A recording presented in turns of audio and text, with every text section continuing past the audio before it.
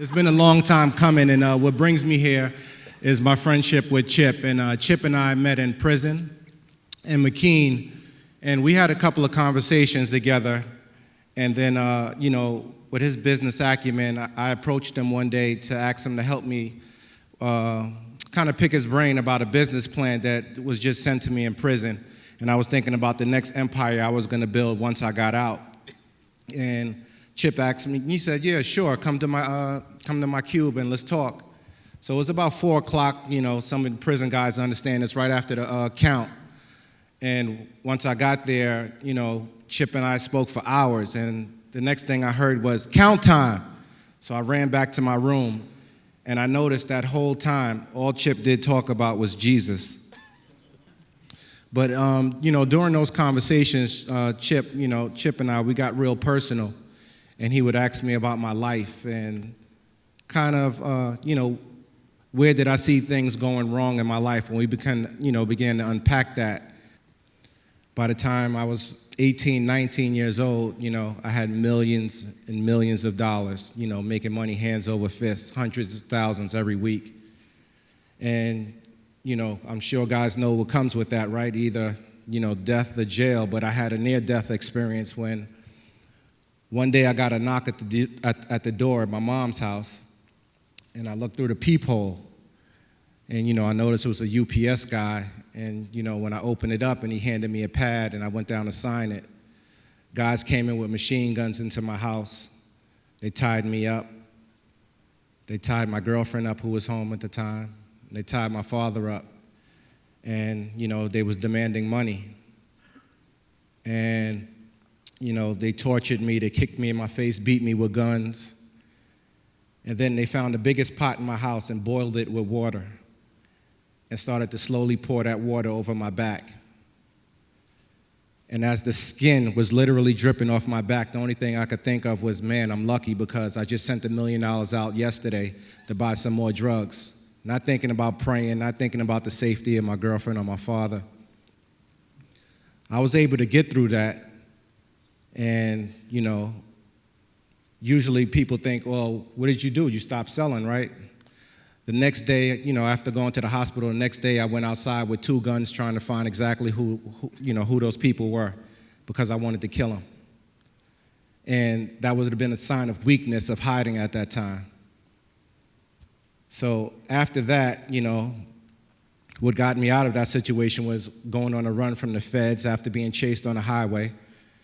And I went out of town for almost a year and then came back, and some childhood friends approached me with a business opportunity to get into the music business. So I funded that business and said, okay, this could take me out of this life, and now I could go and build this new empire. I could become this new person and leave everything behind. And we had, really good success. We dropped the first album in 1996, sold 500,000 records. The next year came out with another album, sold 1 million records. And around that time, my mom got sick, and she had to have some surgery. And, everything was fine. I told her, look, Mom, I made a success. Things are good. I'm going to buy you the house in Tampa. Well, I got a call a few days later that, after my mother got home, of a regular procedure, that she ended up having a blood clot in her leg that stopped the blood from going to her heart. And my mother died. And at that time, my life started to spiral out of control. We ended up dropping an album several months later, and it was our biggest album, our single biggest selling album at the time, that sold 6.5 million records. And I remember, my company getting a Grammy on stage, and all I can remember is I can't be there to share that with, with my mom, who I watched the Grammys with all my life. And during that time, more success and more success. So we built this big company. We end up selling over 30 million records, having more #1 albums than Elvis Presley, only to be second behind the Beatles. We built a clothing company around that, Rockaware Clothing, that ended up being a $350 million company, being sold for $240 million. I had a vodka company, Armadale Vodka. I had everything that you could ask for. We lived in London. We had a place in Beverly Hills. I had a triplex in Tribeca in Tribeca, New York, while I had a penthouse in New Jersey. I mean, the penthouse I stood in one night, overnight. I flew private jets for 8 years, and I even looked down on guys if they were in a Lear or a Citation because they didn't have enough room to stand up. So this poor kid is now living this life, and I'm looking at guys like, he doesn't have enough money to, that's an 8-seater. We're in a 14-seater. That's not a G2, that's not a G4. Flying to the weekend in Ibiza just to have a party for the weekend, private. Paris, fashion shows, everything. I even got into the movie business in Hollywood, executive producing movies with Lee Daniels and Cuba Gooding Jr. and Helen Mirren and The Woodsman with Kevin Bacon. So, I'm at Cannes Film Festival, then I'm at Paris for the fashion shows. I'm all over the world. And I'm like, this is the life. And during that time, my brother got killed. My old business partner in the drug game got killed. My brother-in-law got killed. And I'm having this huge success, but everything, people around me is just, I'm losing friends and family. And, then I had this, years later, after selling all these companies, I thought I had a bright idea, because I'm smoking so much weed at the time. I'm saying, yeah, money does grow on trees. I see this marijuana is going to be legal. I'm going to go to California and buy dispensaries. And not only that, I'll buy the houses and then grow the weed and then, bring it right back to the dispensaries, corner the market. In that, I was introducing guys from New York to guys in California who wanted to buy, drugs and cross interstate lines. And I ended up being pulled into a conspiracy. So I was sentenced to 5 years in prison. And the number one thing I said that I would not do when I get into prison was be a part of any religious group. All right. Now, for the rest of the story, let's turn to Chip. Before I share anything about my life, there's one thing that I'd like to do quickly, and that is establish right now that my life is a mess. It's a mess today.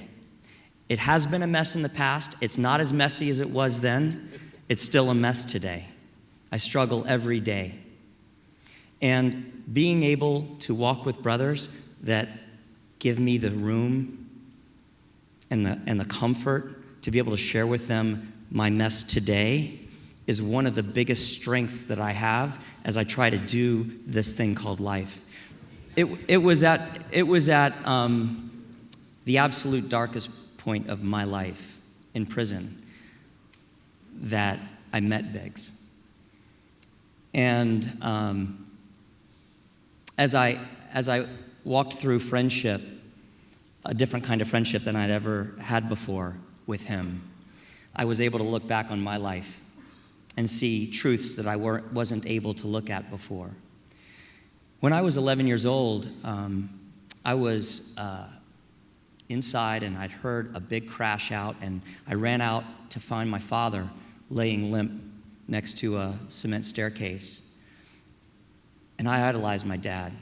And to see his body laying there seemingly lifeless brought a feeling of helplessness to me that I couldn't bear. I didn't know how to deal with it. And I decided that day that I wanted to be a doctor because I never wanted to be able to be in a position of looking at someone that I cared about and not be able to do something. I had a hard time communicating with people. I never had to study. Things just came to me. And it was a burden. I knew it was. And I didn't know how to get this weight off from under me. And then I started smoking pot. And pot led to cocaine. And cocaine led to crack. And by the time I was 16, I was smoking crack before tennis practice in the afternoons, still getting straight A's, still walking that lie of a guy that had it all put together, that was doing it right. And the drugs somehow, the burden seemed to fall away for just a minute. They made the pain go away. They made my anxiety and my fears better. When I was a senior in college in September of 1990, I got a phone call. And on that call, Dean Rasmussen of Yale Medical School introduced himself and made me an offer. He said that we were going to do something at Yale that they'd never done before. They were going to offer me a position into their medical scientist training program, the MD PhD program. They'd never done it before early, and they would probably never do it again. And he said, "Don't let me down." And I said, "I won't." And I was all alone in the house that day, and I mean, it was everything I had worked for in my whole life up to that point. Everything Mom and I had dreamed about had just come to reality. And I went to the fridge, and I grabbed a Budweiser, and I sat down with it on the couch, and it was unbelievable. I had no words to describe what I was feeling. I called home, and I got an answer machine. "Mom, Dad, give me a call. I've got great news." So I sat there for about 15 minutes.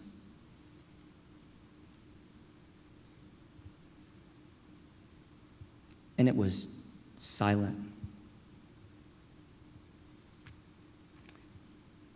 And then the phone rang, and it was my dad. And I could tell there was something heavy in his voice. And he said to me, "Son, I understand you have good news." And I said, "Yeah, Dad, I just got a call. I'm going to Yale." And he said, well, son, I've got some news too. Mom's just been killed in a car accident, and I've got to go talk to the police." So he hung up, and there I was with that still cold beer and the silence. And I had gone from a place that I didn't know how to deal with, who to thank, completely ill-equipped to deal with it, to another place, still equally ill-equipped to deal with. And I started to run. And I ran through the rest of college.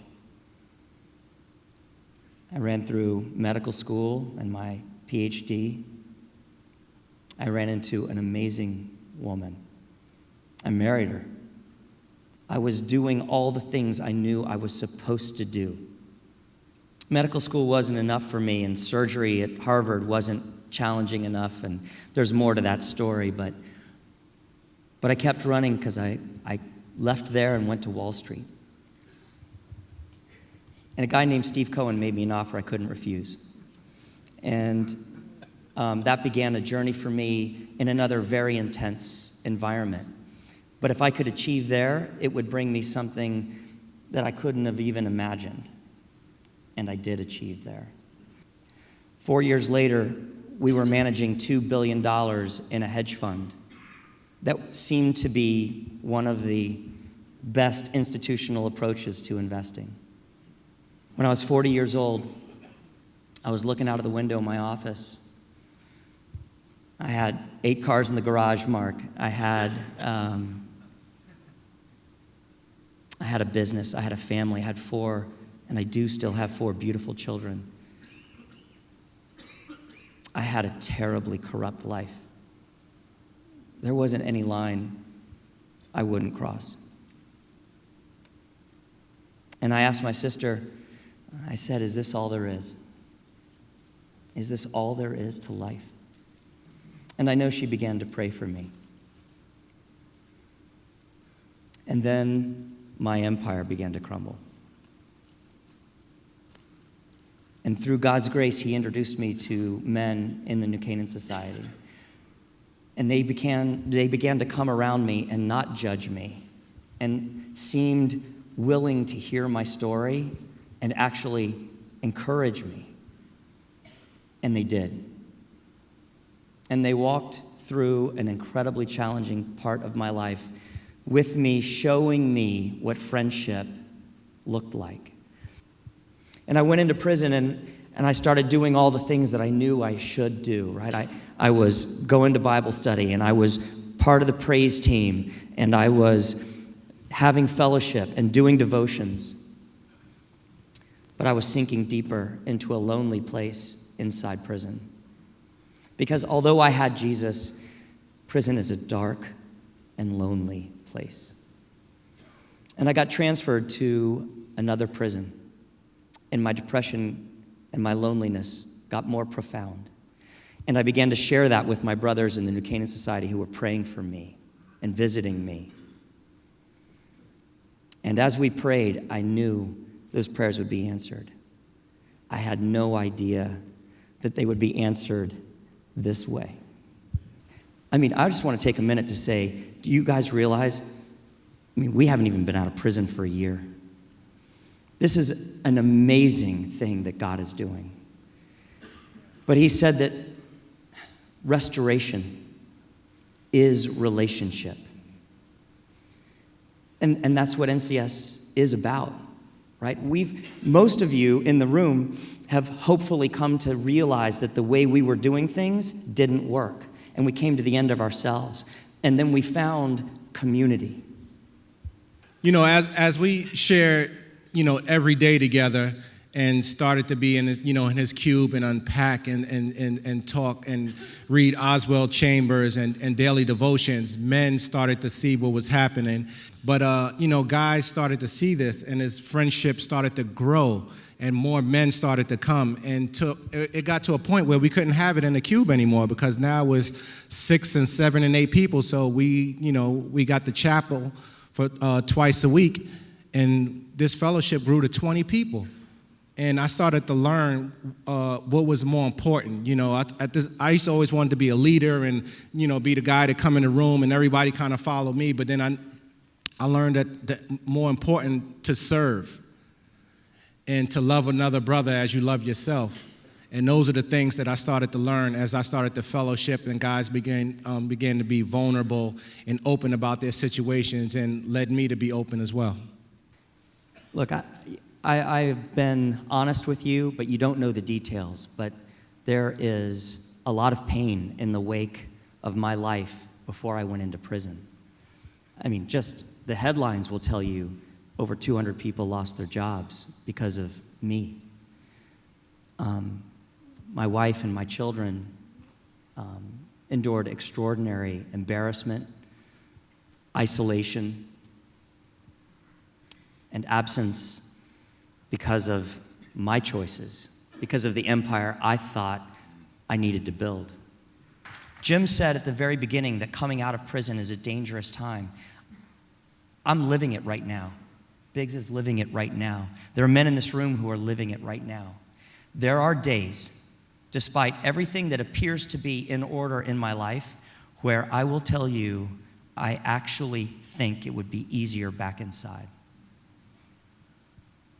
And there are men in this room who share that same feeling from time to time. And I need to have Biggs on the other end of a phone, or even better, next to me, to be able to walk through this, because it isn't easy. Life is not easy. Maybe one or both of you can just kind of summarize for the guys, from your perspective, how you see the mission and the vision of NCS Inside from your perspective, and then how these guys, every one of these guys out there, all of whom are mostly involved in an NCS chapter outside, how they can partner with us and with you. What I've heard as I've worked with Ron and Jim and James and the brothers of the New Canaan Society who have walked with me, is I've learned that friendship is a force, is a power. It carries with it extraordinary opportunity and gifts. And so we saw what friendship did inside the walls of prison. It was explosive. And so the vision, if you will, of what NCS Inside is about finding ways to import, to share what we work on all the time. Friendship, working on walking through life in a friendship together. We want to find a way, and we are finding ways to bring that inside. That fellowship that started with me and Biggs at McKean Federal Prison Camp is still there today, and it's thriving. It's an amazing thing to be connected to brothers who are fasting weekly and praying for me and for Biggs and for all of us today. They are struggling, but they are willing and they are excited about the fact that we care. And we get emails all the time that they're praying for us. Is that right? That's right, every day.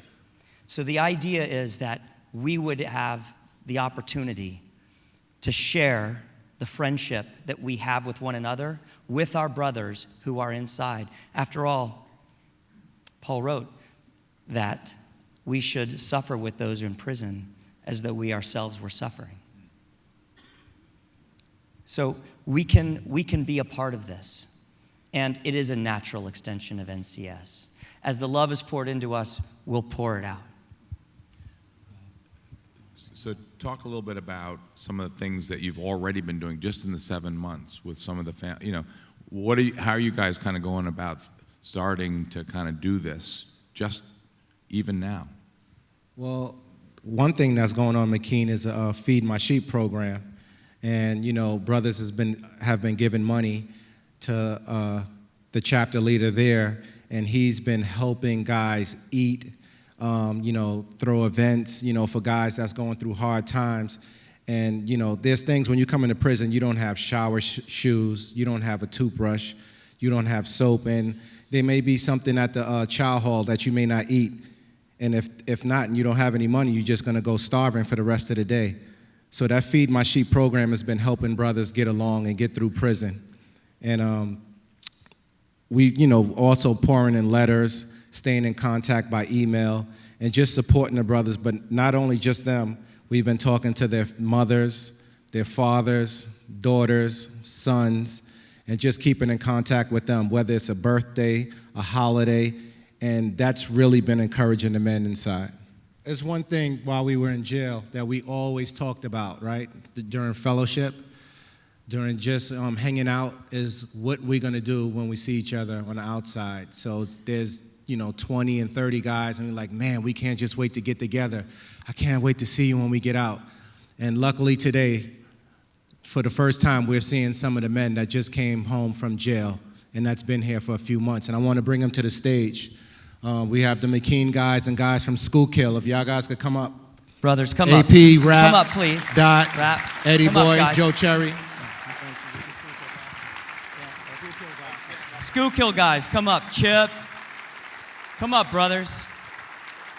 If you've ever been to prison, we want to welcome you up onto the stage. Brothers, come up. Yes. Mark, come Anybody up here. who's been to prison, Please. who's in prison, come up.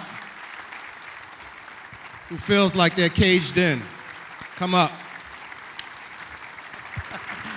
Eddie Boy. Come on up, guys.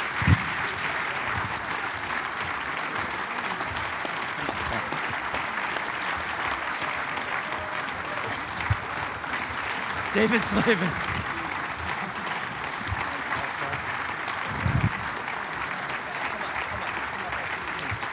Guys, come on in. Come on up. Come up. Vince, come up.